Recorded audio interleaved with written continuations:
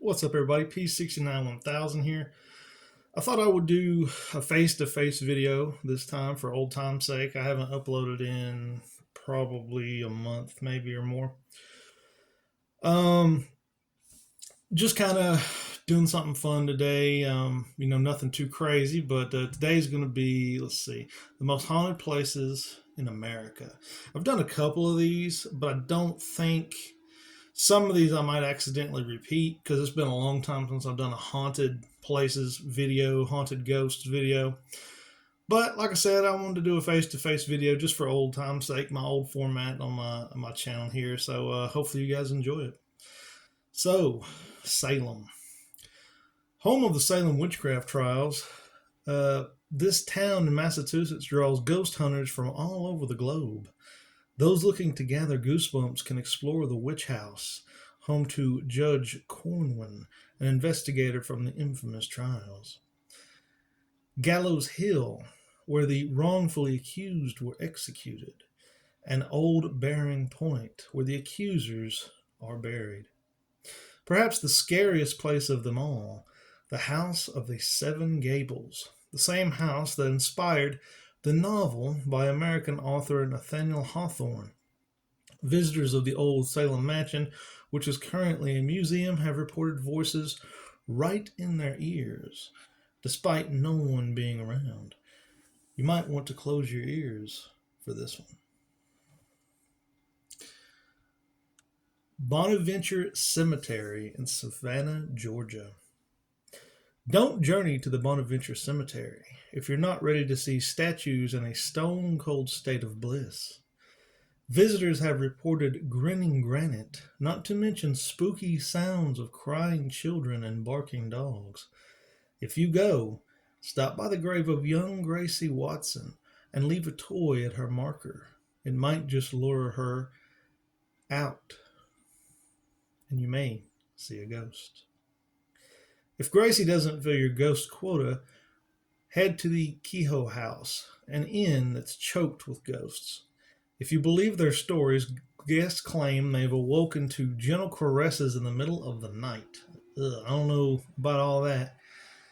And they've also witnessed ghostly mourners, like from the house's time as a funeral parlor, standing above them as they were in a coffin. The Kehoe twins, who died playing in the house's chimney, also make appearances. Try not to stoke these ghosts if you want a peaceful night's sleep. Let's see.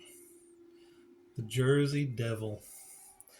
In between New York and Philadelphia lay 1.1 million acres of uninhabited woodland, and its most famous resident, the Jersey Devil, depending on who you ask. The Jersey Devil is either a livestock killing animal with red eyes, a Bigfoot type phenomenon, or the actual spawn of Satan himself. The elusive Jersey Devil is nearly impossible to track down. Still, there are plenty of opportunities to catch other New Jersey legends like the golden-haired girl, a demonic black dog, and the headless ghost of Captain Kidd. Explore the area's abandoned mining and mill towns and look for spirits on a haunted hike through the woods, if you dare. Let's see. This is a good one. Gettysburg National Military Park in Gettysburg, Pennsylvania. Thousands of soldiers died at the Battle of Gettysburg in 1863, but some of their spirits remain. The ghosts of soldiers are often seen in multiple hotels and restaurants in town, and they're even known to run across the battlefield at night. People also claim to hear cannons and smell gunpowder during their visits. The Gettysburg National Military Park has many infamous sights that have been seen during paranormal activity, like strange floating orbs spotted around the Gettysburg National Cemetery. There's also Sachs-covered bridge where people previously claimed to see 3 disembodied heads floating, rumored to be the ghosts of 3 Confederate soldiers who were hanged there. St. Augustine, Florida. The oldest city in America is sure to host some ghosts, right? You bet. In St. Augustine, one of the spookiest places in Florida, a range of ghosts count among the city's local characters. Chief among them is the Spanish soldier spotted sitting atop an old fort, watching for ships along the shore.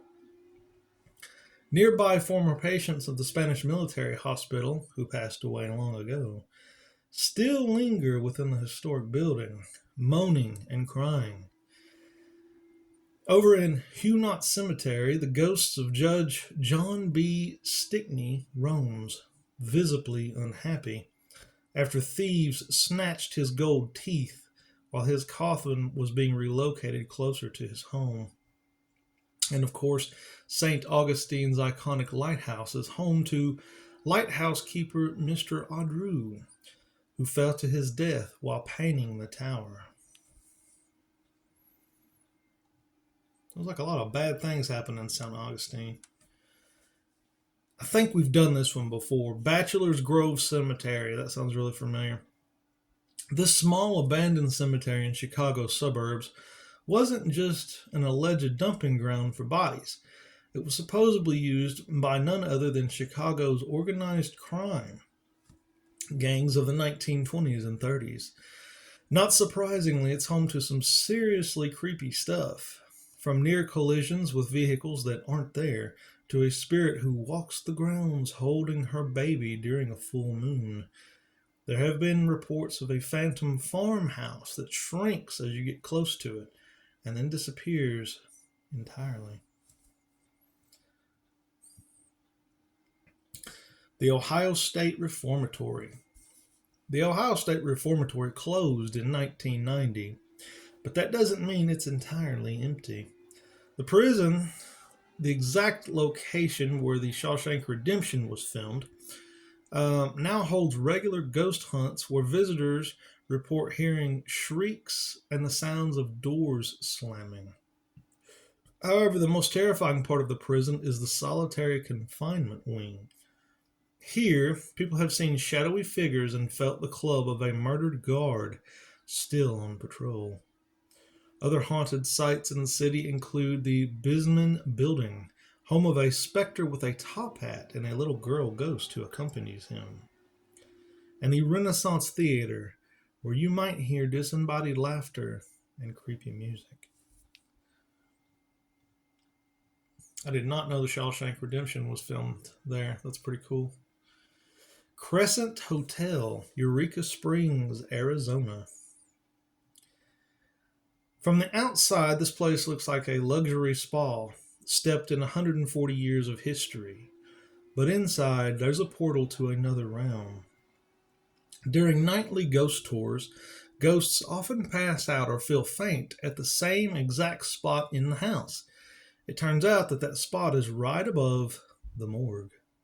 Yes, the inn was once owned by a fake doctor who attempted and failed to cure cancer patients. That is horrible.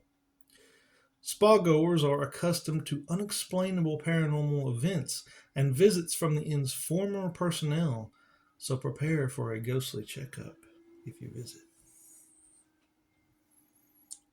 I'm trying to find ones we haven't done before. A lot of these we've done. Glenwood Cemetery, Yahoo's City. Don't let the colorful buildings in Yahoo City fool you. Beyond the iron arch of Glenwood Cemetery lies the town's greatest mystery. A gravestone broken in two with chains left in pieces. Legend recalls the story of the witch, who supposedly buried in the plot in this historical cemetery. The witch allegedly tortured local fishermen as the sheriff chased after her. She sank in quicksand, promising to burn the town down in 20 years. Sure enough, 20 years later, the city lost 200 buildings after a major fire. What else? The chains around her grave were broken too.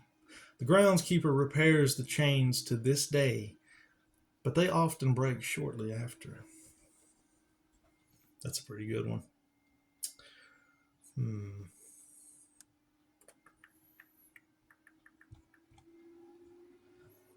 Do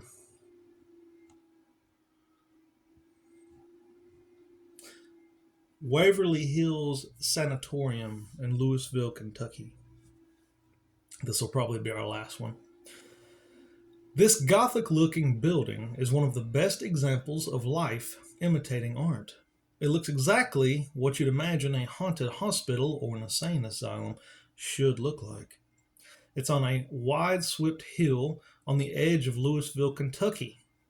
It was built in 1910 to treat those suffering from the White Plague of tuberculosis ravaging the country. Back then, there was no cure, and contracting the disease often proved fatal. While the number of people who actually died here has been exaggerated over the years, historians say the real number was likely closer to 8,000, with a total of 152 deaths in 1945, the worst year of the epidemic.